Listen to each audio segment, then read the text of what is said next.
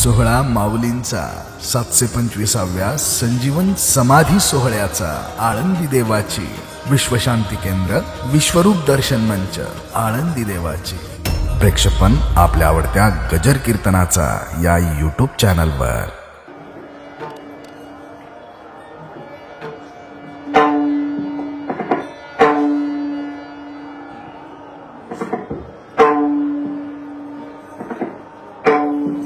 यात्री अलंकापुरा येती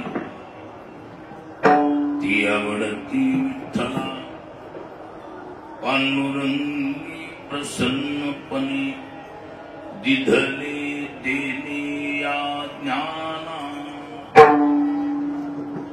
भूवैकुंठ पंढरपूर त्याहुनी थोर महिमाया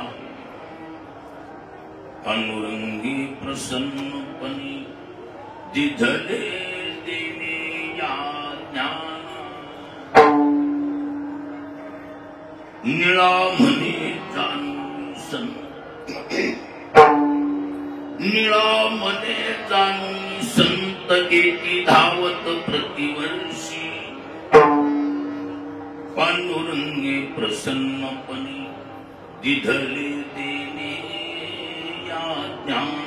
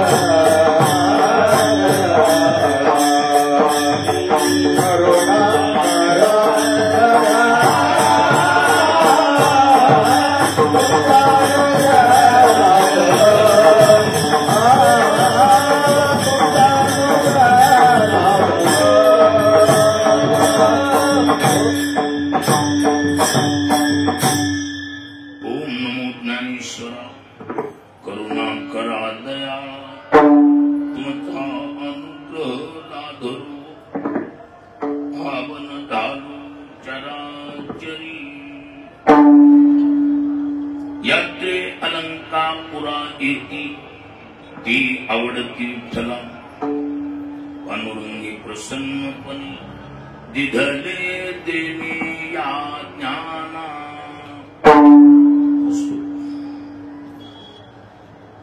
संत सम्राट ज्ञानराज माऊली या दिव्य पुरुषाच्या सप्तशतकोत्तर रौप्य महोत्सव अर्थात 725वी समाधी महोत्सवाची ही यात्रा आहे। 725 वर्ष झाले ज्ञानोबांना समाधी घेऊन या सप्तशतकोत्तर रौप्य महोत्सवाच्या कार्तिकी वारीच्या सोहळ्यात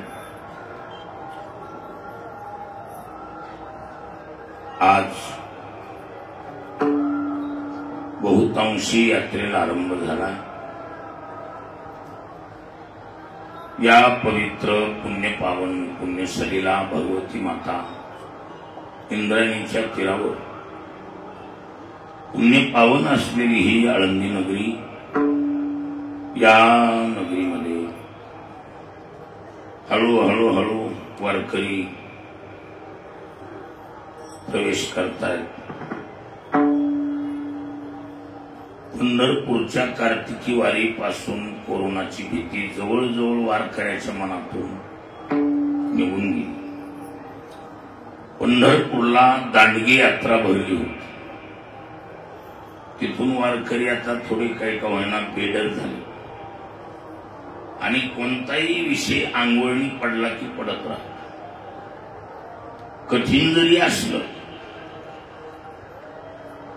तर शरीर त्याची तरतूद करत. कारण शरीर देतानाच असं दिलंय, शरीराला तनु नावाचा शब्द आहे. तन किंवा तनु. तन म्हणजे शरीर, व्याकरणात धातूच आहे. तनु विस्तार आहे. शरीराला जसा पाहिजे तसा विस्तार करते म्हणून शरीर शब्दाचा, तन शब्दाचा अर्थ विस्तार.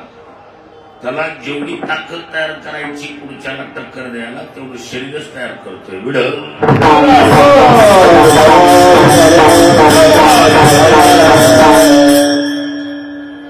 आपल्या अलीकडल्या शब्दात किंवा आधुनिक शब्दात म्हणजे इम्युनिटी पॉवर जर अपेक्षित आहे ती शरीर तयार करते. त्यामुळे आता बहुतेकाच्या शरीराला त्याची सवय लागली म्हणा किंवा प्रतिकारक शक्ती तयार झाली. वारकरी आता बहुतांशी भेद नाही. पाळलं पाहिजे. शासनानं आपल्यासाठीच नियोजन केलंय. मानवहानी होता कामा नये. पण आता बहुतेक वारकरी कोरोनातून बी पुढे सरकलेले आणि जे अनुभव घेऊन बाहेर पडलेत ना ते भेट नाही. त्याच्यामध्ये मी माझा अनुभव सांगितला. कडक काळात मी पॉझिटिव्ह आलो. अनुभव घेऊन त्याच्यातून बाहेर पडल्यामुळं मग कोरोनाचे जे स्पेशल गाजलेले पेशंट आहेत त्यांच्या जवळ बसून त्यांच्या प्रत्येक क्रिया केल्या डबल होतो कधी बघितलं. कोविड सेंटरला एक सोडून 25 ते 30 वेळा पेशंटला मुद्दाम जाऊन भेटलो. जवळ बसून खाऊ घातलं. पण एकदा झाल्यावर डबल व्हायचा कदाचित अनुभव कमी असं माझं मत आहे. आणि त्यातली त्यात शासनानं नियोजित केलेल्या दोन्ही लशी जर झाल्या तर 100% प्रतिकारक शक्ती तयार होते हे निश्चित. त्यात शंका नाही. ते सुद्धा अनुभवातलंच. कारण लस घेतल्यावर कसं होतंय तर जसं कोरोनात होतंय तसंच होतंय. ही गोष्ट सत्य. आता हे प्रत्येकाच्या अनुभवातलं विडाल.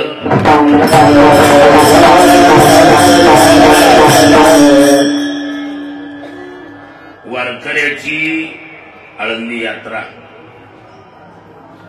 पंढरपूरची यात्रा म्हणजे महाराष्ट्रातला वारकरी संप्रदायाचा सर्वात मोठा उत्सव.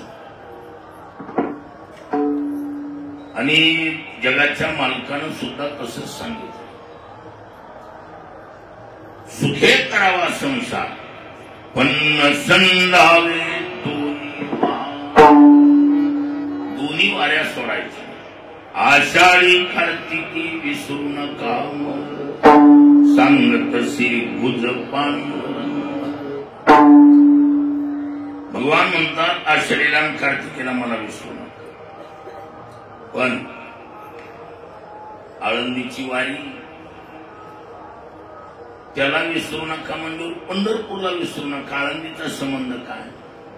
आळंदीचा संबंध सांगण्यासाठीच हा संत मिळोबारा यांचा 4 चरणाचा दिलक्या पद्धतीचा आळंदी महात्म्य प्रकरणातला हा अभंग.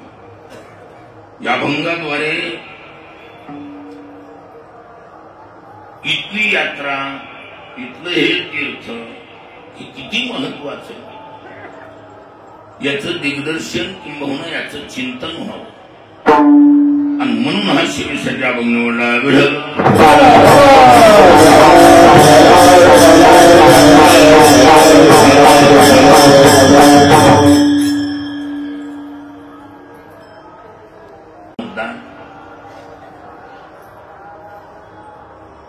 ज्ञानोबा रायाचा समाधी सोहळा म्हणजे आळंदी कार्तिकी वारीचा सोहळा. हा सोहळा माणसांनी एकत्रित येऊन निर्माण केलेली यात्रा जत्रा नाही. तुमच्या माझ्यासारख्या सर्वसामान्यानं ठरविलेला सोहळा नाही. हा सोहळा जगाच्या मालकानं दिलेलं वचन म्हणजे हा सोहळा. भगवंतानं वचन दिलंय की हा सोहळा साजरा करण्यासाठी मी स्वतः इथे येऊ. आणि ही वचन आहे, ही वद्य कार्तिकी वारी तुम्हाला दिली. हा ही विशेष. ज्या वेळेला आज योग माझा चांगला आहे, लय गर्दीत कीर्तन नाही, पण जेवढे पाहिजे तेवढे गर्दी बी आहे, दर्दी बी आहे. आणि कसं असते, हत्ती के पाव में सबके पाव. आज स्वतः कराड सर स्वतः उपस्थित आहेत. हत्ती के पाव में सबके पाव. सरांच्या उपस्थितीत कसं असते, लेकराला 100 लोकांनी कौतुक करण्यापेक्षा आणि हजारो लोकांनी पाठ टाकण्यापेक्षा मायबापाची नजर आली की लेकरू खुश होत असते.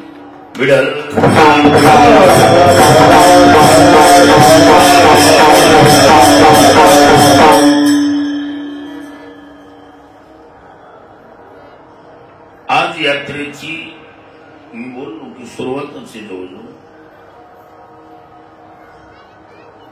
सर्वात महत्वाचं म्हणजे जगाच्या मालकानं वचन दिले. काय वचन आहे? कार्तिक मासी शुद्ध एकादशी पंढरी यात्रा होईल सरशी.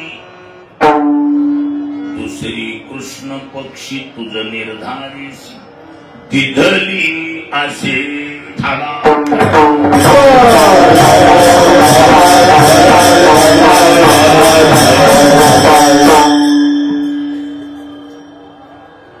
खर तर ज्ञानोबाराय पांडुरंगाकडे गेले आणि हात जोडून पुढे उभा राहून म्हणले, ज्ञानदेव म्हणे विठ्ठलाशी समाधान तुझी होशी. परी समाधी हे तुझ पाशी घेहीन देवा. ज्ञानोबाराय म्हणले, देवा मी तुमच्या पायाजवळ समाधी घेणार. ज्ञानोबाराय असं बोलल्यावर ज्ञानोबारायचं काय म्हणणं आहे ते ऐकून घेतलं. मोठी माणसं गडबड करीत नाही, ऐकून घेतात आणि मग निवांत उत्तर देतात. मोठ्याचं उत्तर मी मोठंच असतं. पांडुरंगानं ऐकून घेतलं ज्ञानोबारायचं म्हणणं. ज्ञानोबारायचं म्हणणं होतं, देवा मला तुमच्या पायाजवळच समाधी घ्यायची. देवाने एका शब्दात सांगितलं, मग विठोजी म्हणे आपण. मग स्वतः पांडुरंग परमात्मा बोलायला लागला, ज्ञानोबाराय तुमच्या समाधीची जागा मी अगोदरच नियोजित केली. ज्ञानोबाराय बघत राहिले, कुठे तुमची समाधी इथं नाही. काय असतंय, एकच दुकान असल्यावर गिरायकाला अडचणी येतात, तुरमड पडते. मग तेवढी गर्दी होण्यापेक्षा जरा अशी अंतरानं दुकानं मांडली की गिरायकाला माल सारखाच मिळणार आहे, पण आपल्या आपल्या अंतराप्रमाणे माल घेता येईल. सिंगल दुकान टाकून गिरायकाची गर्दी करण्यापेक्षा डबल दुकान टाकावा म्हणून तोच अवतार धरी अलंकापूर. ज्ञानाबाई सुंदरी तारावया विठाला.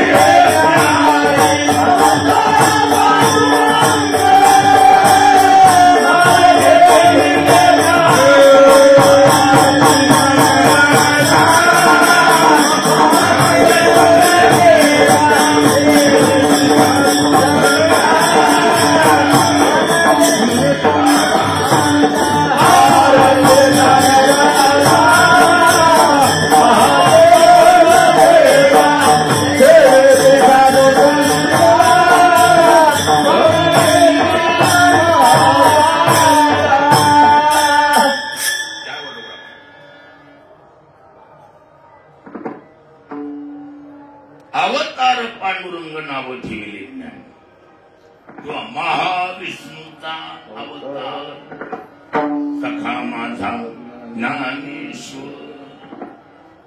ज्ञानोबा म्हणजे पांडुरंगाचाच अवतार. भगवंतांनी स्पष्ट शब्दात सांगितलं, तुमच्या समाधीची जागा मी नियोजित केली. ती ठिकाण म्हणजे हे अलंकारपूर नगरी अर्थात आळंदी आहे. इथंच का काय इथं समाधी? मग देवानं सविस्तर सांगायचं का समाधी. याचं उत्तर, ही जागा कशी आहे? पुण्य पावन जागा, पुण्यक्षेत्र. या क्षेत्रामध्ये आतापर्यंत ऋषीमुनी, तपितापसी, देवी देवता ही थोर मोठी यज्ञ यागादी तपश्चर्या करण्यासाठी एवढा मोठा हिमालय वगळला. गंगा यमुना वगळली, नर्मदा वगळली, कृष्णा कावेरी वगळली, ब्रह्मपुत्रा वगळली आणि ही जागा नियोजित केली. का? या जागेत केलेली साधना वेळेच्या आत फलीभूत होती. ही स्थान महात्म्य म्हणून स्पष्ट उल्लेख केला. तुम्ही दुसऱ्यानं नाही, स्वतः देव बोलाय. काय म्हणतोय देव? की आहे इंद्र येवोनी भूमी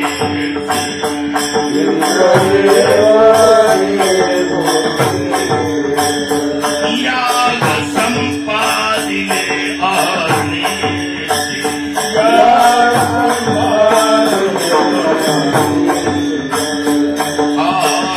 इंद्रायणी इंदोरी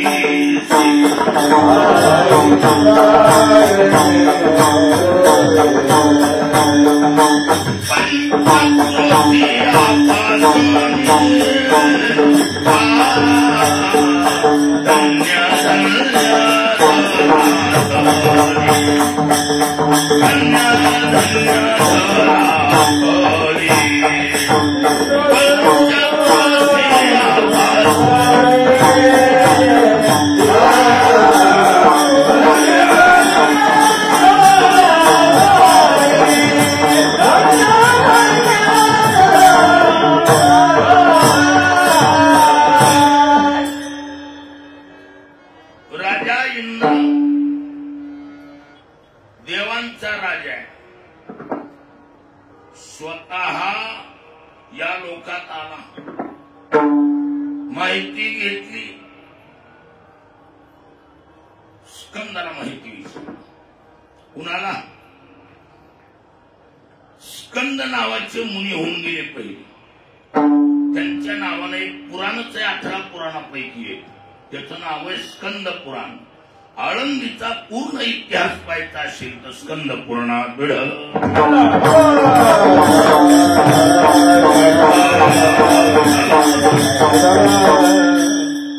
इंद्रानं स्कंदाबरोबर संवाद केला. या भूतलावर किंबहुना पृथ्वीवर वेळेच्या आत केलेल्या साधना फलीभूत होणारी जागा तुमच्या नजरेत कुठं? आणि मग त्यानं ही जागा दाखवली. इंद्र येऊनी भूमीशी याग संपादिले अहर्निशी. कुठं? इंद्रायणी इंदोरीशी. देहूच्या पलकड म्हणणाऱ्या डोंगराच्या पायथ्याला इंद्रायणी इंदोरीशी आणि पंचक्रोशी या पासोनी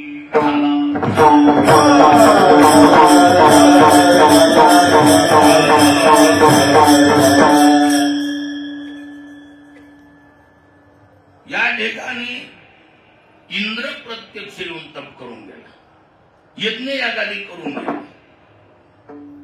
ब्रह्मदेव सर्व जीवातला थोरला जीव कोण? ब्रह्मदेव. ब्रह्मेशाना परवते वाढणे नाही जीवाते, तेथो निवरवते मग ब्रह्मची की विठाला.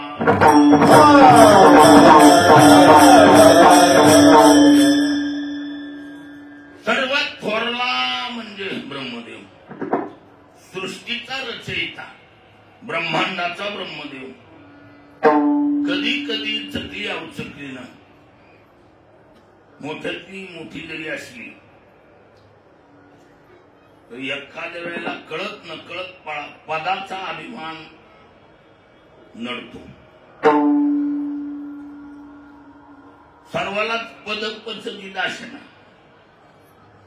पद पचन कठीण असते. की सरासरची अपवाद माणसे ज्यांना पचले नाही तर पचत नाही. सत्ता, संपत्ती, वैभव, ऐश्वर्य ही आपच पदार्थ आहे, ती पचणं कठीण आहे. आणि मला वाटतंय सरांना जी पचलंय त्याच, मी काही डॉक्टर नाही, पण सराला जी पचलंय त्याचं एकच कारण, त्यांनी ही परमार्थाचं त्रिफळा चूर्ण घेतलं, त्याच्यामुळं पचलं. नाही तर पचत नाही ना.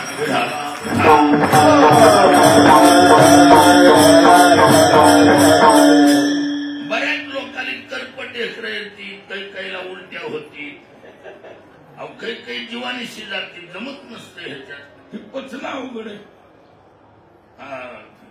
स्वानंद सुखनिवासी गुरुनाम गुरु जोग महाराजांची उद्गार होते, गुरुवाऱ्यांच्या मुखातून ऐकलेले. जोग महाराज म्हणायचे असं गुरुवारी म्हणायचे. काय गुरुवारी सांगतायत त्यांच्या मुखातून ऐकलेलं. जोग महाराजांनी सांगायचे 3 मद. मद अनेक आहेत पण 3 मुख्य: विद्यामत, धनमत आणि मध्यमत. त्यांचे उद्गार आहेत. ते म्हणायचे विद्यामत पचवावा ब्राह्मणांनी, धनमत पचवावा वाणी मारवाड्यांनी आणि मध्यमत पचवावा खिशाने. पण आमचे कराड सर त्याला अपवाद आहेत. एवढं वैभव जरी असलं सहज रीतीनं पचले गेले. कोणतीच छटा, कोणतीच छवी आणि कोणतीच उर्मी नरमी गरमी बाहेर येऊच दिली नाही. जाग्यावर आणि संतुलित जीवन. त्याला फक्त एकमेव आमच्या अक्काची मनोमन केलेली सेवा, वरली छाया आणि केलेला ओरिजिनल परमार्थ ही त्यांच्या पचण्याचे पाचक पदार्थ विढाला.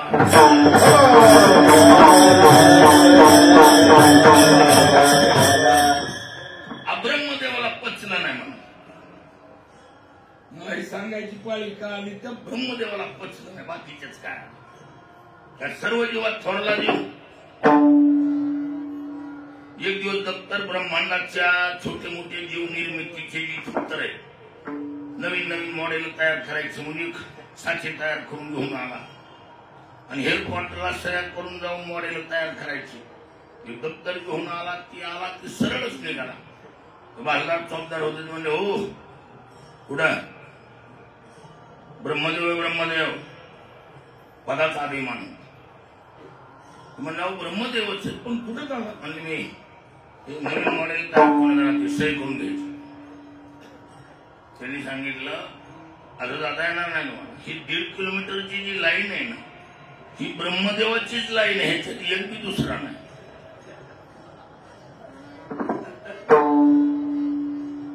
तरी मी महाराज खरीला आला आणि त्यांचा अपमान केला. चिडले बालदार चौकदार. अहो ते ईश्वरानं नियोजित केलंय. कोण ईश्वर? ब्रह्मांडाचा ब्रह्मदेव बोलतोय. 0 सेकंदात डोक्यातली लाईट गेली, फ्यूज उडाला त्याचा आणि बधीर झाला ब्रह्मदेव. ज्ञानोबाने ज्ञानेश्वरीतली ब्रह्मदेवाची अवस्था काय झाली? आगा सृष्टीच्या उपक्रमात पूर्वी का विरोत्तमा वेळायसा ब्रह्मा एक होता. तो मत ईश्वरा ते नोळखे आणि सृष्टीही करू न शके. पागल झाला पागल. सृष्टी करायचं ज्ञान राहिलं नाही आणि कोण मी ईश्वर याला बी ओळखायला तयार नाही. डोक्यावर परिणाम झाला. प्रायश्चित्त म्हणून त्याला शुद्धीकरणासाठी जी पाठवलं ते हे ठिकाण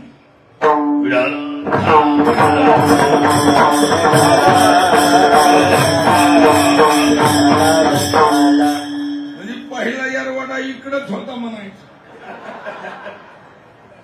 बिघडलेली सुद्धा नीट करायची जागा आहे. बऱ्यातली तर बरी होती, काही नवल नाही.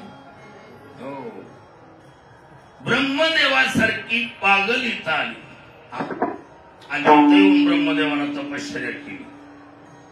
त्यांनी स्कंदाचा सल्ला घेतला. स्कंदानं सांगितलं ही जागा अतिपवित्र, वेळेच्या आत तुझी साधना पूर्ण होईल. ब्रह्मदेवाला इथं येऊन तपश्चर्या करावं लागली आणि म्हणून उल्लेख केला. स्वतः भगवान सांगायला लागले की माणसाच्या मुखात कशाला बोलायचं. हा, भगवान स्वतः बोलतायत. काय? पूर्वी हे शिवपीठ काय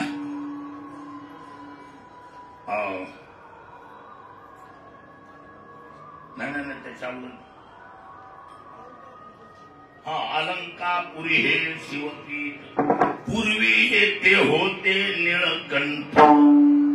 पूर्वी अलंकापुरी हे शिवपीठ पूर्वी येथे होते निळकंठ.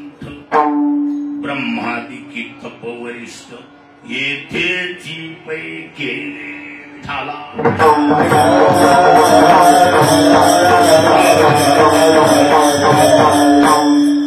ब्रह्मादिकानं देखील इथंच येऊन तप केलंय. म्हणून ही भूमी कशी आहे? तपस्थली आहे. या भूमीत केलेली साधना वेळेच्या आत फलीभूत होतीये असं वैशिष्ट्य. आता ब्रह्मादिकानं येऊन इथं तप करावं, इंद्राने येऊन तप करावं आणि इतर ऋषीमुनी 84 सिद्धाचा सिद्ध बेटी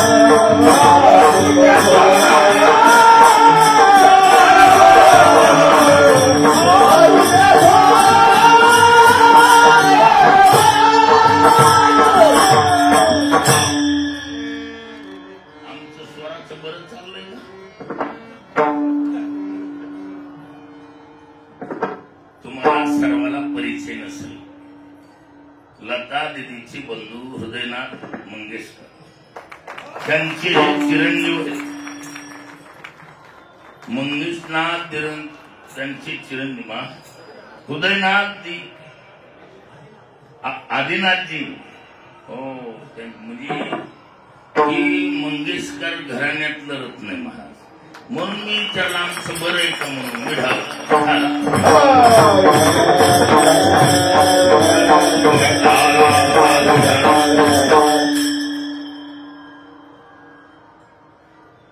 या भूमीत सामान्य नाही. 84 सिद्ध पुरुषांचं हे सिद्ध बेट ठिकाण ठिकठिकाणी. आणि पुन्हा एक वैशिष्ट्य, या मातीत एवढं महत्व असण्याचं कारण ज्ञानोबाला इथंच समाधी का? जसा भारताचा केंद्रबिंदू मध्यावधी कोण नागपूर म्हणून बरीचशी अर्धा दक्षिण भारत पूरब सहित दिल्ली राजधानी नाकारत होता. दिल्ली आमची राजधानी नको, कधी एका साईडला पडते. भारताची राजधानी नागपूर झालं पाहिजे असा हट्ट होता पूर्ण दक्षिण आणि पूर्व लोकांचा. त्याचं कारण सर्वाला नागपूर भारतातून सारखंच पडतं. मध्यवधी केंद्रबिंदू आहे. जसा भारताचा केंद्रबिंदू नागपूर आहे तसं जगाचा केंद्रबिंदू आळंदी आहे. विडाला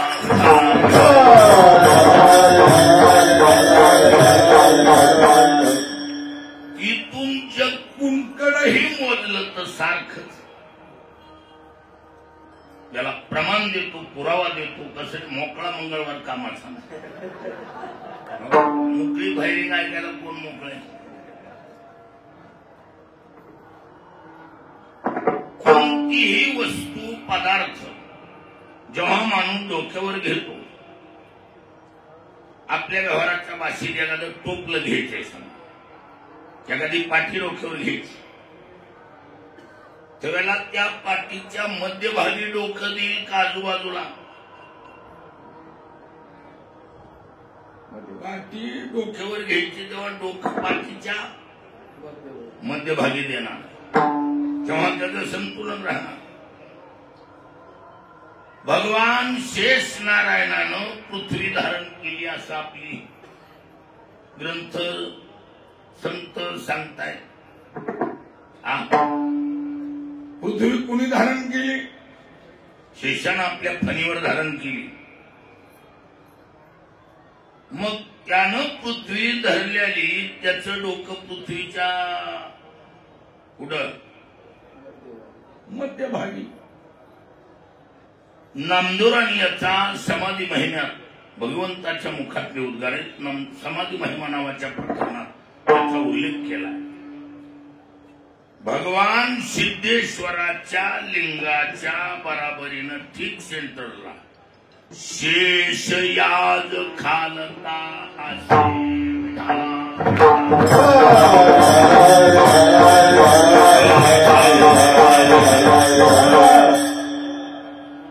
भगवान सिद्धेश्वराच्या लिंगाखाली शेषाच्या फण्याचा केंद्रबिंदू म्हणजे जगाचा केंद्रबिंदू आळंदी.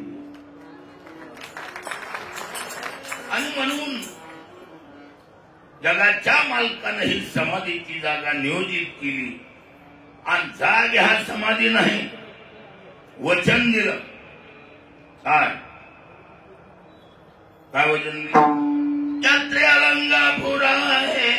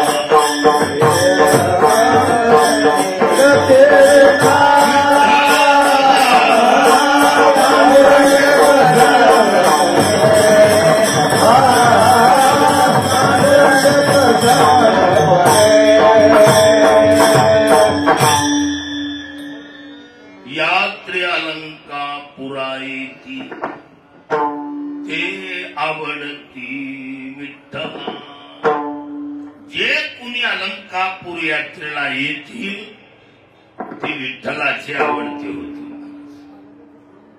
आणि ती बोगस. मग पांडुरंग प्रसन्न पाने पांडुरंग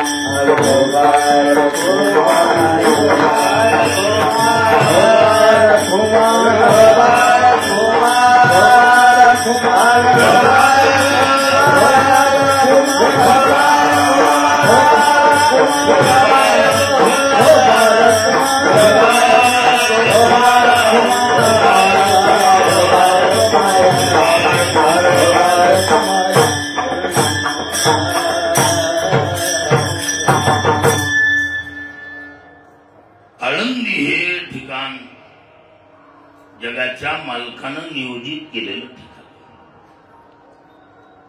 देवानं ठरविले की ज्ञानोबरांना इथं समाधी द्यायची. आणि समाधी देऊन वरून वचन दिलं, यात्रे अलंकापुरा येती ती आवडती विठ्ठला. जे कुणी अलंकापूर यात्रेला येतील ते विठ्ठलाची आवडते होते.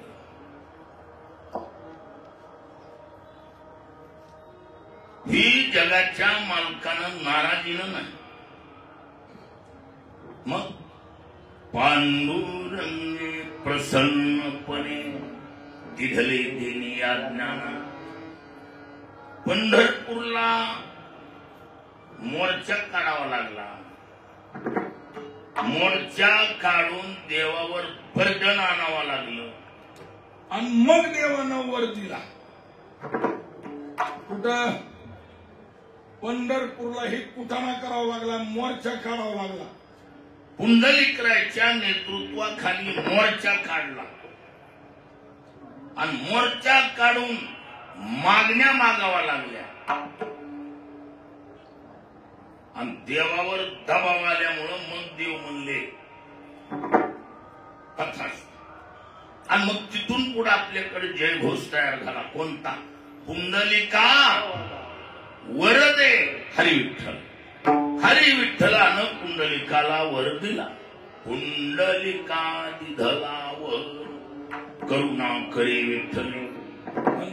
तसा दिला नाही, त्याला मोर्चा काढावा लागला. देवावर दबाव आणावा लागला.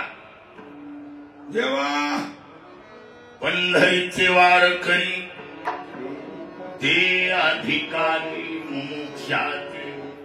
जे कुणी पंढरपूरची वारी करतील त्यांना मोक्षाचा अधिकार मिळाला पाहिजे. मोक्ष मिळाला पाहिजे नाही, अधिकार मिळाला पाहिजे. ते अधिकारी मोक्षाचे पहिली मागणी. दुसरी मागणी मूढ पापी जैसे तैसे उतरी काशी लावून. मूढ असतील, पापी असतील, जसे असतील तसे असतील, चुपचाप तुला तुझ्या बंगलाला घेऊन कडेवर घेऊन त्यांना तुला तारावं लागल. त्यांचे गुणदोष तुला पाहता येणार नाही. तथास्तु. तुका म्हणी खरी झाली एका बोले संताच्या. पुंडलिकराने एकदा बोलले ती दोन मागण्या पंढरपूरला मोर्चे काढून मंजूर करून घ्यावा लागल्या. इथं मोर्चा नाही, गाजावाजा नाही. पांडुरंगे प्रसन्नपणे दिधले देणे आज्ञाना. मग पंढरपूर अवघो वैकुंठ पंढरपूर वैकुंठ पंढरपूर.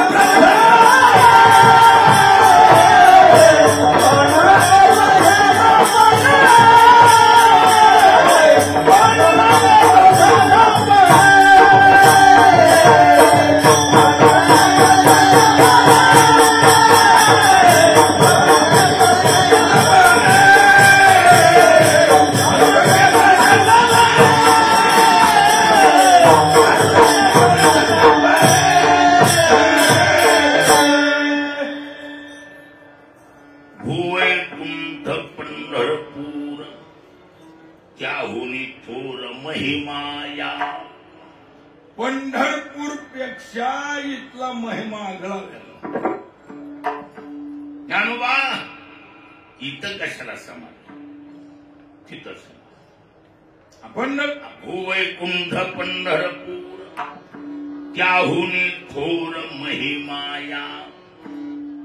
पंढरपूर पेक्षा इथला महिमा आगळा वेगळा महिमा. काय करता पंढरपूरला? जाहीर म्हटलंय पंढरी हुनी हे सोपे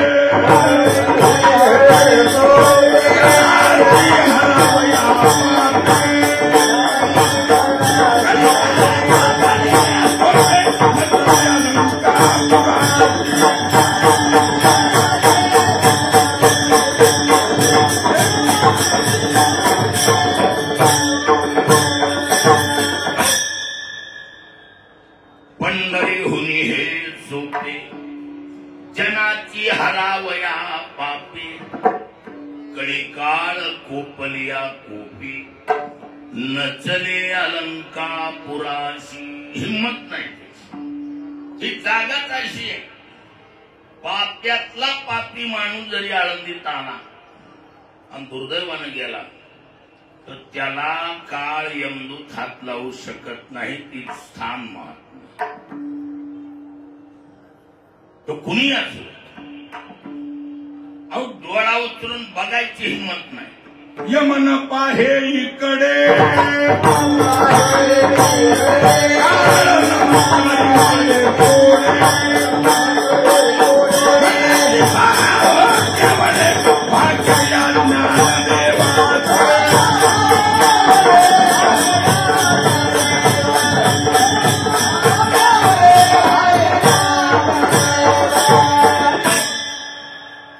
यमन पाहे इकडे. आळंदीकड यम चकलीनं सुद्धा बघत नाही. यमन पाहे इकडे. कसं असतंय, एखाद्या टायमाला माणूस नाही बघायचं म्हणून जरी ठरविलं, चकली चकलीनं नजर होऊ शकते. माझ्या टायमाला यमन पाहे इकडे आणि चकलीनं जर नजर झाली तर असा हात जोडतो काळ आणि हो इकडे नाही बरं का, तुमच्याकडे नाही विढाला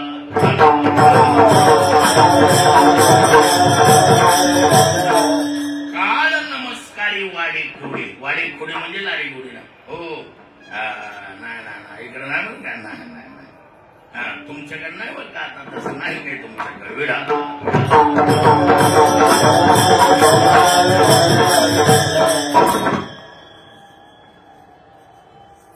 म्हणती पाहो केवढे भाग्य या ज्ञानदेवाचे. इकडे यम धुंकून बघू शकत नाही. हे हिल पावर या क्षेत्रातली यम. या क्षेत्रात इंद्रचंद्र ब्रह्मदेव जाऊ द्या, अहो देवादिदेव महादेव अंतरातून विमानानं प्रवास करता आळंदी पुढं दिसायली. भगवान शंकरानं सांगितलंय बाबा, पायलटला सांगितलं विमान उतरलो. विमान खाली उतरलं, भगवान शंकर उतरणं ती लोळायला चालू. लहान लेकरासारखं गडबडा. पार्वतीला वाटलं बहुतेक काहीतरी पोटाची बिमारी दिसत. पार्वतीने विचारलं काही पोट दुखायला का? भगवान शंकर काही बोलले नाहीत, काही नाहीत. उतरणं ती गडगड असं लोळायला. एवढा मोठा देव असं गडबडा लोळतोय. पार्वती म्हणजे काय नेमकं काय सांगावं लागलं. सते तुला माहित नाही, हजारो वर्षानंतर एक दिव्य पुरुष या मातीत समाधी घेणार आहे. त्याची नुसती मला संकल्पना मनात आलीये, ती मला ह्या मातीत लोळावं वाटत. भगवान शंकर प्रत्यक्ष लोळले, त्याला पुरावा म्हणा. पार्वती ज्याशी उभा राहिली बघत तशीच उभा राहिली. तिच्या पायाची मुद्रा उभा राहिल्याची तशीच मुद्रा उमटली. म्हणून पद्मम आवती ती पद्मावती, अर्थात पायाची मुद्रा कायम राहिली, तिचं नाव आहे पद्मावती. तिथं भगवान शंकर लोळले म्हणून वर्णन केले. येथे त्रिवेणी गुप्ताशी भैरवापासून भागीरथी वशे, पूर्ववती जे माया दिशी, ते प्रत्यक्ष दान पार्वती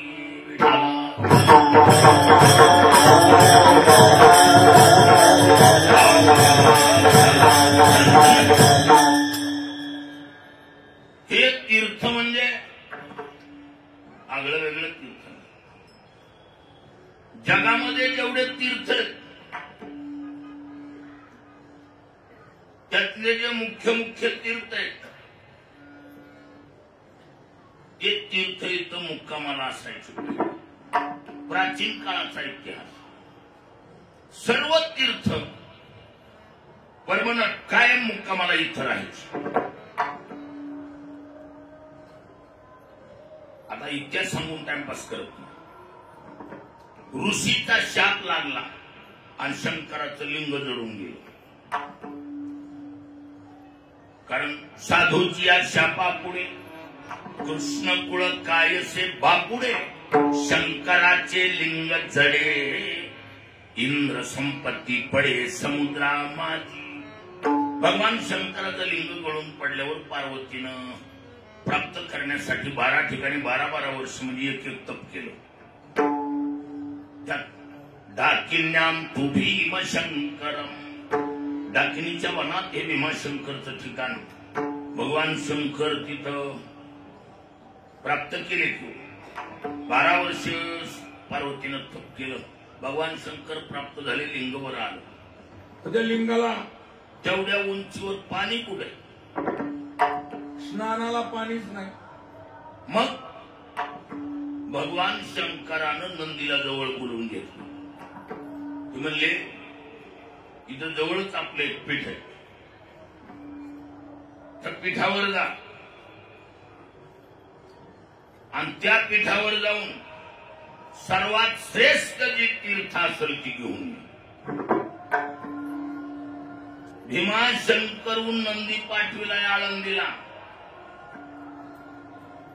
आळंदीला आला आणि त्यानं सर्व तीर्थ पाहिले. सर्वात श्रेष्ठ तीर्थ त्याला जे दिसलं ते तीर्थ घेतलं, निघालं. पूर्वी भीमरथी नदी, काय म्हटलंय? पूर्वी भीमरथी नदी, येथून भीमाशंकरा घेऊन गेला नंदी.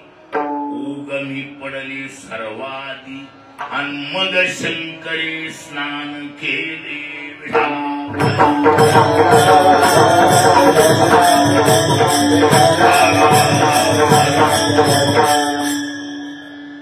भीमरथी नावाची नदी, ज्याला भीमा नदी म्हणतो आपण. भीमा आणि चंद्रभागा. ती भीमा पंढरपूरला देखील इथूनच पुरवठा, ही लक्षात असू द्या. काय पंढरपूरला सुद्धा इथूनच तीर्थ नेलंय. म्हणजे आळंदी हे वस्तुस्थितीनं तीर्थाचं माहेर आहे. हे तीर्थ असं तीर्थ आहे. या तीर्थात सप्रमाण भारतात ही एकुलत एक तीर्थ आहे की या तीर्थामध्ये आस्थी नासती उदकी. गया, काशी हे सर्व बघितलंय. बाकीचं कोणत्याही तीर्थाचा वास्तविक पितृदर्पण क्रिया, अस्थि विसर्जन याचं प्रसिद्ध क्षेत्र गया. माझे झाले गयावर्जन, फेरिले पितरांचे ऋण. प्रभू रामचंद्र सुद्धा तिथं ऋण फेडायला होते. एवढी मोठी गया, तिथं अस्थि विसर्जनाचा विशेष महात्म्य महत्व कबूल आहे. पण तिथं देखील हाडाचं पाणी करायची ताकद त्या तीर्थात नाही. ही एकुलत एक तीर्थ असं इंद्रायणी की या तीर्थात भोवती वनवल्ली वृक्षी येथे देवयोनी होती पक्षी. कार्तिकी वारीत विनाकारण एखाद्या पक्षाला दगड खडा हाणू नका. ती देव आहे सर. माहित नाही आपल्याला पक्षाच्या रूपानं देव इथं आलेले. त्या टायमाला येतातच हे प्रमाण सांगायला मोकळा मंगळवार नाही काय. भोवती वनवल्ली वृक्षी येथे देवयोनी होती पक्षी. हे नित्याशी साक्षी आस्ती नासती उदके.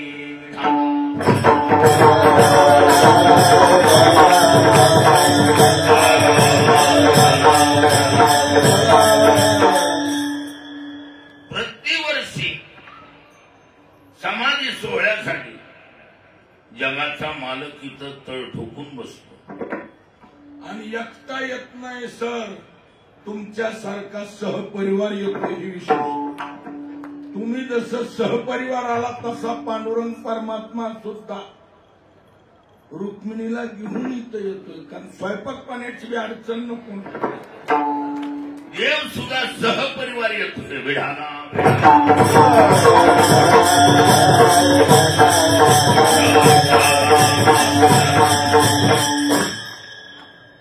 प्रतिवर्षी हा उत्सव जगाचा मालक साजरा करतोय.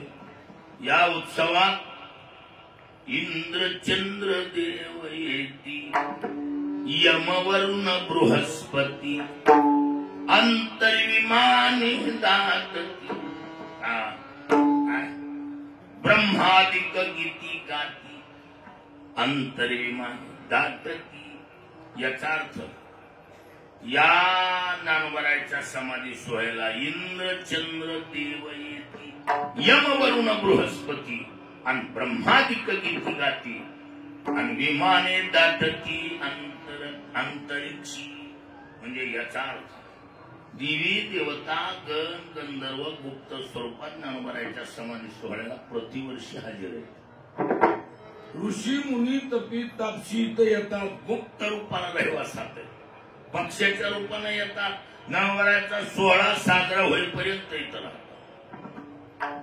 म्हणून भुवैकुंठ पंढरपूर त्याहुनी थोर महिमाया पांडुरंगी प्रसन्नपणे अंतिधले देणे या ज्ञाना.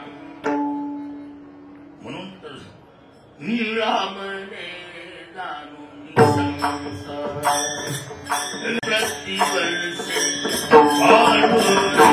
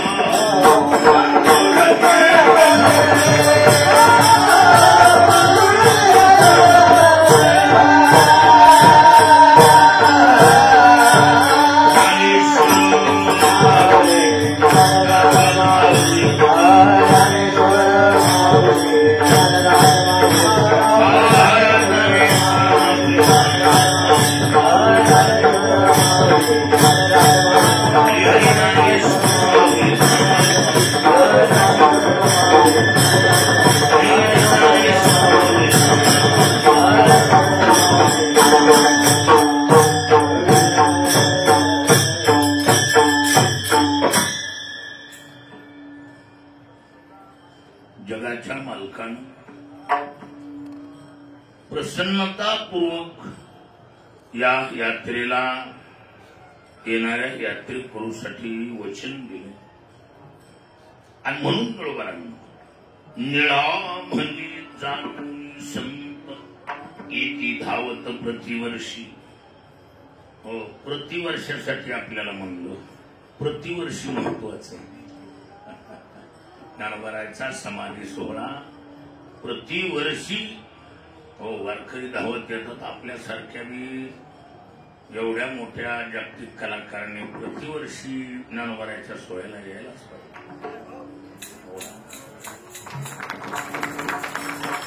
कारण मंगेशकर घराण्याची नाळ वारकरी संप्रदायाच्या भजनाशी अतूट जोडलेली नाळ आणि भजनातली संगीत क्षेत्राची उंची, वारकरी संप्रदायातली अभंगवाणी गाऊन जी संप्रदायाला संगीताचा अलंकार चढवायचं मंगेशकर घराण्यानं काम केले ते आपण सर्व धन्यवादाला पात्र आहात. तुमच्यासाठी जास्त वेळ कीर्तन करणार नाही. तुम्ही इथं आज सुंदर असं सर्वाला ऐकू घालणार आहात. आपल्या पूर्ण परिवारासह आज या ठिकाणी म्हणजे शिष्यवृंदासहित या ठिकाणी सुंदर असं संगीत भजन होणार आहे. हे आपला जास्त वेळ घेणं उचित नाही. त्याच्यासाठी सुरुवात करायला 10-20 मिनिटं जाऊ नये. ती वेळेची बचत म्हणून डायरेक्ट विना घेऊन सुरुवात केली. आपलं कीर्तन व्हावं तेवढं 2 तास बरोबर झालंय. सुरुवातीची 20 मिनिटं धरले तर काही एकच उल्लेख करतो तो योग्य आहे.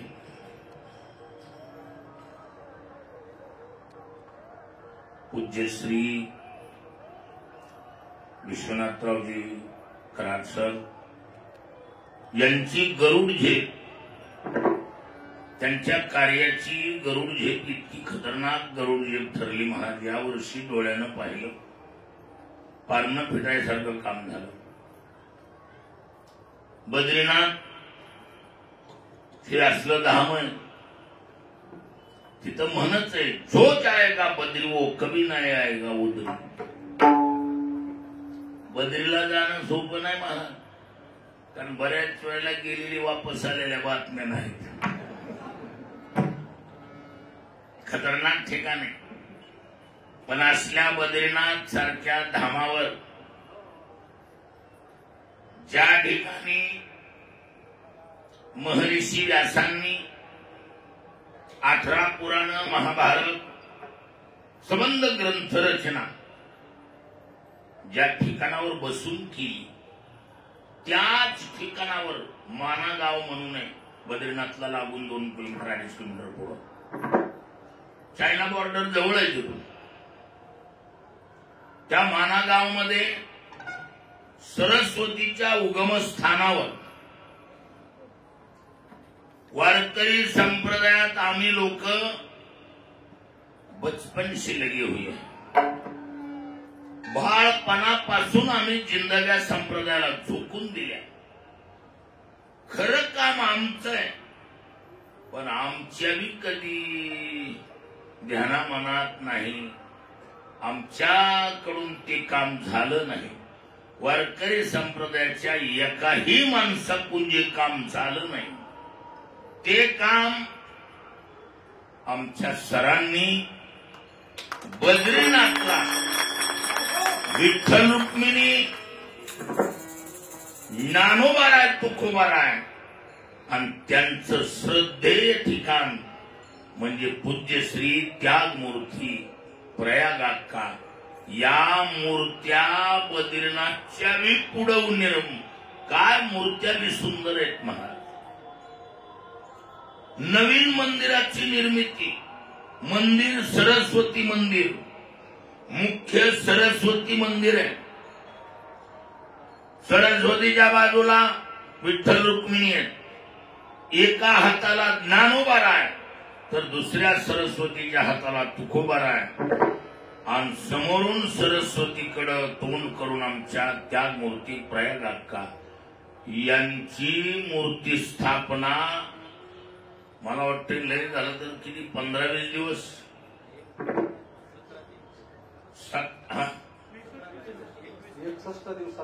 21 तारखेला आपल्या सप्ताहाची सुरुवात 21 ते 28 असायची. 21 ते 30 वस्तुस्थिती 7 दिवसाचा 250-300 माणसं घेऊन जाऊन त्यांच्या येण्या जाण्या राहण्या खाण्यासहित विनामूल्य एवढं सारं तिथं राहून करून 7 दिवसाचा सुंदर भागवत सप्ताह भागवत कथा झाली. 7 दिवस कीर्तन झाली आणि 7 दिवसाचा बद्रीधामाचा सर्वाला सहवास घडवून सुंदर अशा विठ्ठल रुक्मिणीच्या आणि ज्ञानोबाराय तुकोबारायच्या प्रयागाक्कासहित त्या मूर्तीची स्थापना. सरस्वती तर महाराज अशी बोलती सरस्वती की काय इतकी सुंदर गोंडस मूर्ती सरस्वतीची अप्रतिम मूर्ती.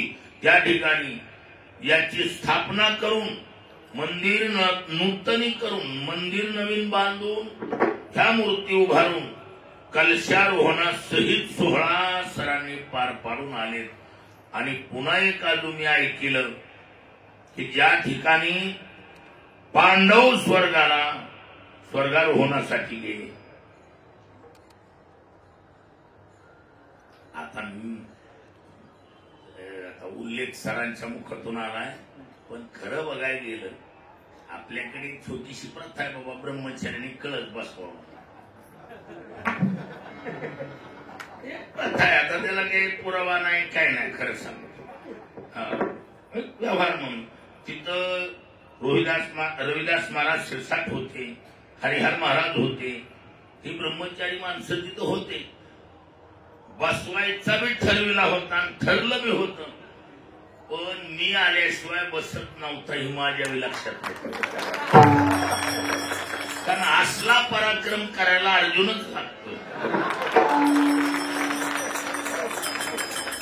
योगायोग चांगला की त्या ठिकाणी 23 तारखेला बरोबर ठरविल्याला बसवाय गेलेले पण महाराज वातावरण जे बिघडलं ते सर्वांना सांगितलं कला जाओगे कल. वातावरणानं माणसं वापस फिरविली. बद्रीनाथ महाराज इथल्यासारखं ठरवू नका. असा मोकळा माणूस बसतो काय तिथं? काय विचारा यांना अनुभवातलं बोल नाही. सर मगात म्हणले आदिनाथजी मंगेशकराबरोबर म्हणले आम्ही सही सलामत आलो हे मेहर. इतकं सोपं नाही ते.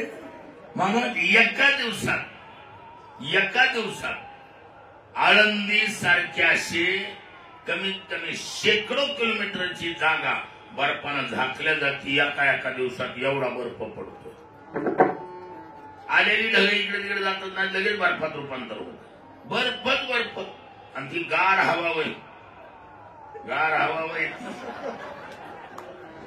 ही आली ती मेहरबानी. महाराज मला हेच वाटत होतं ह्यांच्या पुण्यतिथ्या इकडे का तिकडे.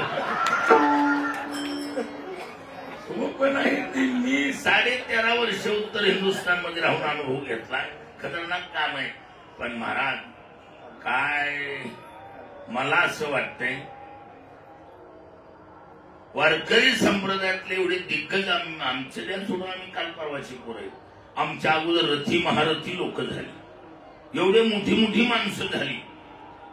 आपलं सर्व संप्रदायाचं सुद्धा श्रद्धेचं ठिकाण बद्रीधाम. पण त्या धामावर विठ्ठल रुक्मिणी ज्ञानोबा तुकोबा आहे कुणालाच आतापर्यंत स्थापन करायची बुद्धी झाली नाही. मला वाटते जगाच्या मालकानं ही महत्वाचा आटम सरासाठी राखून ठेवला होता. आमच्या सरांच्या हातानच होणार होत म्हणून हा योग आला. आम्हा कुणालाच बुद्धी झाली नाही. आम्ही अशी बिन तशी कसल्या पिण्यासाठी तयारी ठेवणारी माणसं. पण देवानं तो खाऊ म्हणा, तो मेवा म्हणा किंवा त्या विषयाची थोडक्यात म्हणजे योग्यता पात्रता सरांना देवानं त्याचं सारं श्रेय दिलं. संप्रदायातला एखादाही सुचलं नाही. आणि ते काम ज्ञानोबाराय तुकोबाराय पायात संप्रदायाचा पाया आणि कळस आणि अधिष्ठान विठ्ठल रुक्मिणी हे एवढं आपलं आराध्य दैवत तिथं नेऊन तेवढ्या सीमेवर पोच करायचं. एवढी मोठी दांडगी संप्रदायाची जबाबदारी सरांनी पार पाडली. पुन्हा एकदा संप्रदायाच्या वतीनं मी अंतःकरणपूर्वक सरांना साष्टांग दंडवत करतो. आपल्या कार्याची तुम्ही आम्ही कोण आलो जगाचा मालक ज्ञानोबा तुकोबा तुमच्या कार्याची दखल निश्चित घेणार यात काही शंका नाही. ज्ञानोबा तुकोबाकडे प्रार्थना करतो. ज्ञानोबांच्या चरणी प्रार्थना की आमच्या सरांना उदंड आयुष्य लाभो, आरोग्यदायी लाभो आणि त्यांच्याकडून अशीच भव्य दिव्य कामगिरी देव करून घेऊ. पुन्हा एकदा विधी वाकडी असेल अशी पुष्पांजली भगवान ज्ञानोबांच्या समाधी सोहळ्याच्या निमित्तानं आपल्या सर्वांच्या वतीनं ज्ञानोबांच्या चरणी समर्पित पूर्ण विराम. ताल न होता हालचाल होईल. जय विठ्ठल.